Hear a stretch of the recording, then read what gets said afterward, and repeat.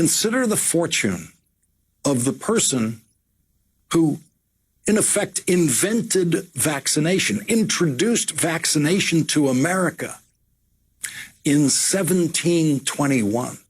That has to be the biggest fortune in the history of medicine, right?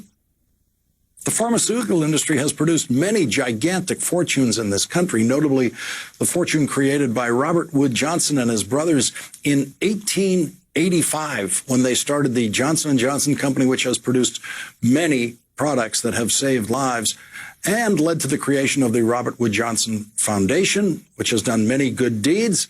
And that fortune has provided for generation upon generation of some members of the class that used to be known as the idle rich.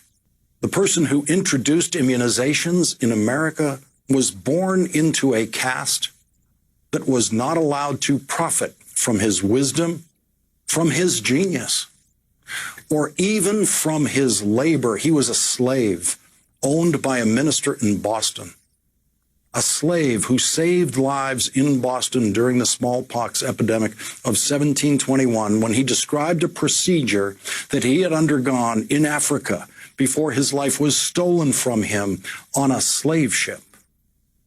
Pulitzer Prize winner Isabel Wilkerson tells this story in her new book, Caste: The Origins of Our Discontents.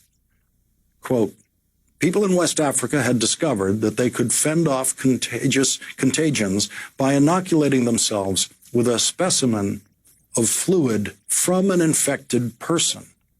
That is the knowledge that slave brought to Boston in 1721, where he saved dozens of lives because of one doctor who decided to try that method that the slave described. 30 years later, vaccinations based on that method, introduced by a slave, became the standard practice in Massachusetts and eventually the rest of the country. There is no charitable foundation named for that slave. His descendants were not born into lives where work was optional.